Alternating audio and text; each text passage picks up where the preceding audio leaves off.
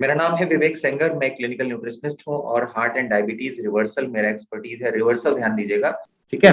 आगे बढ़ते हैं, ठीक है। अब यहाँ पे मैंने ऑलरेडी बात कर ली आपसे कि कोरोनरी जो ब्लॉकेजेस होती हैं 70% के नीचे की जो ब्लॉकेज है उसको हम कहते हैं नॉन ऑब्स्ट्रक्टिव ब्लॉकेज, मतलब वो कोई अवरोध पैदा नहीं कर रही है।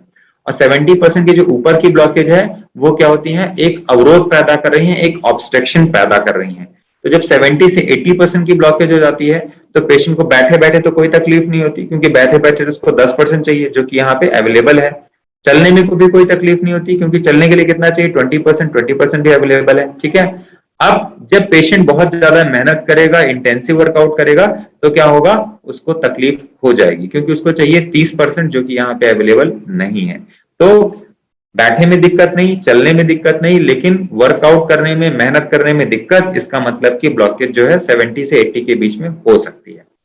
दूसरी कंडीशन 80 टू 90 कंडीशन क्या होती है, इसमें भी पेशेंट को चेस्ट पेन या एंजाइना हो सकता है, लेकिन बैठे बैठे कोई दिक्कत नहीं। क्यों? क्योंकि बैठे बैठे कितना चाहिए, 10% अवेलेबल है, ठीक है। उसको चलने में क्या होगा, अब चलने के लिए कितना चाहिए, 20% चाहिए, लेकिन 20% ब्लॉकेज, लेकिन 20% सप्लाई अवेलेबल नहीं है, क्योंकि ब्लॉकेज कितनी है, ऑलरेडी 80 के ऊपर है या 90 के बीच में है, ठीक है। और 90 टू 100 के बीच में क्या होगा, पेशेंट को हो सकता है बैठे बैठे भी कभी प्रॉब्लम हो जाए। 90 के ऊपर क्या होता है, पेशेंट को नॉर्मली अपना बैठे बैठे तो नॉर्मली काम कर ही लेता है पेशेंट, क्योंकि कुछ नई सप्लाई बनी जाती है। रियल में क्या होती है चीजें ना, रियल में ऐसी नहीं होती जैसा इस चार्ट में बनाया गया है, ठीक है। लेकिन ये एक जनरल अंडरस्टैंडिंग है हार्ट पेशेंट के बारे में। तो 70 के नीचे नॉन ऑब्स्ट्रक्टिव और 70 के ऊपर ऑब्स्ट्रक्टिव। तो जिन लोगों को बाईपास सर्जरी, सॉरी, जिन लोगों को एंजियोप्लास्टी स्टंट या लगाने की एडवाइस भी दी जाती है, तो तभी दी जाती है जब उनकी ब्लॉकेज किस रेंज में होती है, ऑब्स्ट्रक्टिव ब्लॉकेज होती है। नॉन ऑब्स्ट्रक्टिव ब्लॉकेज में ना तो कोई ऐसी मेडिकल गाइडलाइंस है, ना कोई मेडिकल प्रोटोकॉल्स हैं, ना डॉक्टरों को लगाना चाहिए, और मोस्टली डॉक्टर लगाते भी नहीं है। मतलब मैंने नहीं देखा कि लोग 70 के नीचे लोगों को ब्लॉकेज होती है और उसमें कोई स्टंट लगाने की कोशिश करता हो, ठीक है। क्योंकि स्टंट की भी अपनी लाइफ होती है, कुछ टाइम के बाद स्टंट भी ब्लॉक ही हो जाते हैं। बॉडी अपनी जो नई ट्यूब बनाती है, इंसान उसी से जिंदा रहता है, वही उसको जिंदगी भर सपोर्ट करती है। एनीवेज, ठीक है। तो ये ऑलरेडी मैंने आपके सामने शेयर किया अभी। 70 के नीचे नॉन ऑब्स्ट्रक्टिव, 70 के ऊपर ऑब्स्ट्रक्टिव, 70 के नीचे को नॉर्मल कहते हैं। 70 से 80 में जो एंजाइना होता है, ठीक है, स्टेज 1 होता है, उसको स्टेज 1 एंजाइना कहते हैं। 80 से 90 का जो एंजाइना है उसको स्टेज 2 कहते हैं।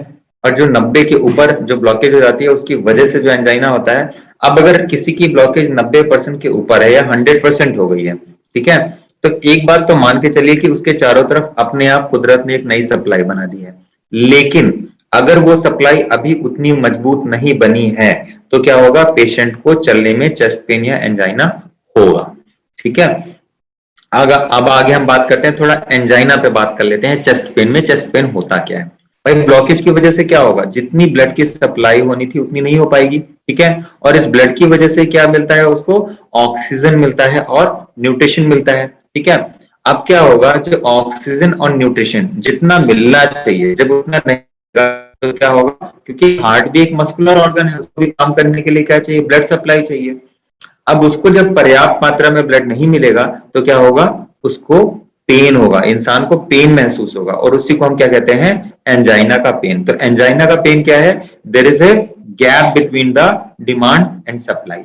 गैप है, डिमांड ज्यादा है, सप्लाई कम है, तो क्या हो गया, पेन होना शुरू हो गया, ठीक है। तो अब नॉर्मली जब ये गैप होगा, मतलब जब डिमांड ज्यादा होगी, सप्लाई कम होगी, तो उस टाइम पे क्या होगा, पेशेंट को लेफ्ट साइड में, जैसा कि ये फोटो में लिखा हुआ है, आप देख रहे होंगे उनको, वो अपना सीना पकड़े हुए हैं, वैसे क्या होगा, पेन होना शुरू हो जाएगा, ठीक है। तो जब वॉक करेंगे तो क्या होगा, हैवीनेस होगा, भारीपन होगा, मतलब लगेगा इंसान को कि हाँ यहाँ कुछ भारीपन है, हल्का सा पेन भी महसूस हो रहा है, ठीक है। कई बार क्या होता है, लोगों की सांस फूलने लगती है, पेल्पिटेशन हो जाते हैं, पसीने छूटने लगते हैं। कई बार ये दर्द क्या होता है, लेफ्ट हैंड में चला जाता है, बाएं शोल्डर में चला जाता है, ठीक है। अनइजीनेस सा फील होता है, लगता है कि इंसान कुछ पानी पी ले या रुक जाए, ठीक है। कई बार ये जो दर्द होता है हमारे जबड़ों तक में आ जाता है, पेट के जो ऊपरी हिस्सा है, ये क्या होता है हमारा, जिसको हम कहते हैं अपर एब्डोमिनल, वहां पर भी पेन होना शुरू होता है। एक बात मैं यहाँ पे थोड़ा सा पॉज देके आप सभी को बताना चाहूंगा कि ये जो पेन है एंजाइना का, ये तभी होता है जब हमारी बॉडी लोड पे होती है। मतलब आप वॉक करते हैं। लगभग मैं एक जनरल आपको चीज बता रहा हूं, अगर किसी को पेन बैठे बैठे भी है उतना ही है, चलने में भी उतना है, रुकने के बाद भी उतना है, क्योंकि अगर 10 लोगों को ये पेन फील हो रहा है तो उसमें से 8 लोगों को ये पेन जो है ये एंजाइना की वजह से नहीं होता।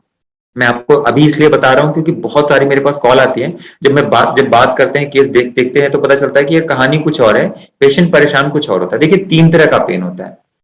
एक पेन होता है गैस्ट्रिक पेन, दूसरा होता है मस्कुलर पेन और तीसरा होता है रियल में एंजाइना का पेन। ठीक है, जब गैस्ट्रिक पेन होगा तो आपको क्या होगा, आप कोई गैस की दवा खाएंगे ना तभी आपको आराम मिलेगा। आप एंजाइना की दवा खाएंगे, नाइट्रेट्स लेंगे, आपको कोई फायदा नहीं होगा। आप पेन किलर भी खाएंगे तो भी कोई फायदा नहीं होगा। अगर आपने गैस की दवा ली तो आपका आराम हो जाएगा। और अगर आपको मस्कुलर पेन है तो आप गैस की दवा खाएंगे तो आपको आराम नहीं होगा। आप नाइट्रोग्लिसरीन्स भी खाएंगे, मतलब एंजाइना की दवा खाएंगे तो भी आपको कोई आराम नहीं होगा। जब आप मसल्स पेन की दवा खाएंगे ना तो ही आपको आराम होगा। तो देखिएगा, लोग डर जाते हैं, घबरा जाते हैं, इसीलिए सबसे पहले जब हमारे पास भी कॉल आती है तो हम चेक करते हैं कि ये बताइए पेन आपको बैठे बैठे होता है कि चलने में होता है कि आपको हमेशा होता है। कोई पेशेंट बोलते हैं कि नहीं बैठे बैठे पेन हो रहा है लेकिन चलते हैं तो आराम हो जाता है, इसका मतलब वो पेन जो है ना वो एंजाइना का पेन नहीं है। ठीक है, आप बैठे बैठे भी रहता है, चलने में भी हो जाता है, उतना ही रहता है, कोई फर्क नहीं पड़ता। इसका मतलब बहुत रेयर चांसेस है कि वो हार्ट का पेन हो। ठीक है, तो ये छोटे छोटे क्लूज हैं जिससे आप पता लगा सकते हैं। ठीक है, बाकी और ज्यादा डिटेल जानकारी के लिए हमारी जो सपोर्ट टीम है उससे भी कॉल कर सकते हैं, वो आपकी हेल्प कर देंगे समझने के लिए, अगर किसी को कभी ऐसी प्रॉब्लम होती है तो। ठीक है, अब ये मैंने आपको ऑलरेडी बताया कि एंजाइना के सिम्टम्स होते हैं। अब यहाँ पे समझना ये है कि अब एंजाइना को ठीक कैसे करें। देखिए, तो ये समझ में आया ना कि पहले तो आर्टरी में क्या हो गया, ब्लॉकेज इतनी ज्यादा हो गई कि खून को जाने के लिए जगह कम हो गई। तो यहाँ पे 2 चीजें हैं, मैंने आपको पहले क्या बताया, एंजाइना को ठीक करने का सबसे इफेक्टिव और सबसे आसान तरीका है कि अगर आप चल रहे हैं तो आपको सप्लाई कितनी चाहिए, 20%। आप रुक जाएंगे तो सप्लाई कितनी चाहिए, 10%। तो आप एक बार रेस्ट पे आ गए, इसका मतलब ये हो गया कि आपके बॉडी में ऑटोमेटिकली जो ऑक्सीजन की डिमांड थी वो घट गई। जब घट जाएगी तो ऑटोमेटिकली पेन में आराम हो जाएगा।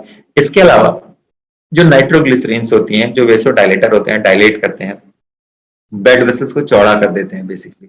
तो उससे क्या होता है कि खून में हो सकता है ब्लॉकेज आपकी 20% थी, ठीक है, या 10% थी, लेकिन क्या हो गया, जो भी ब्लॉकेज थी, मतलब 10% थी नहीं, 10% ओपन था, 80% या 90% ब्लॉकेज थी, तो नाइट्रोग्लिसरीन लेने की वजह से क्या हो गया, वो चौड़ी हो गई, और चौड़ी होने की वजह से क्या हो गया, खून को जाने के लिए रास्ता मिल गया, तो पेशेंट को इससे आराम हो जाता है। इसके अलावा एस्पिरिन्स लिए जा सकते हैं, खून को पतला करने की दवा, पतला खून आसानी से निकल जाएगा। Clot preventing drugs, beta blockers, statin मतलब ये कोलेस्ट्रॉल को कम करने की दवा, बीटा ब्लॉकर्स मतलब हार्ट को, तो ये बेसिकली जैसे बीटा ब्लॉकर्स हैं, स्टैटिन्स हैं। स्टैटिन क्या करती है, ब्लड में से कोलेस्ट्रॉल, ट्राइग्लिसराइड, लिपिड्स की मात्रा को कम कर देती है। तो कहते हैं ना ट्रैफिक कम हो जाता है ब्लड में से, जब ट्रैफिक कम हो गया तो आसानी से खून चला जाता है। बीटा ब्लॉकर्स होते हैं, ये क्या करते हैं, आपके हार्ट की ऑक्सीजन के डिमांड को ही घटा देते हैं, तो पल्स रेट भी कम हो जाती है, और क्या होता है कि जो चलने में पेन हो रहा है उसमें भी आराम हो जाता है। Calcium channel blockers basically blood pressure को कम करने की दवा होते हैं, कैल्शियम चैनल्स को ब्लॉक कर देते हैं। तो ये सारी चीजें, हर एक दवा देखा जाए तो कहीं ना कहीं से आपके एंजाइना को कंट्रोल करने का ही काम करती है, पर नाइट्रेट्स और एस्पिरिन जो है सबसे कॉमन दवाएं हैं, और रेस्ट करना, इससे आपका जो चेस्ट पेन है वो आराम से कंट्रोल हो जाता है।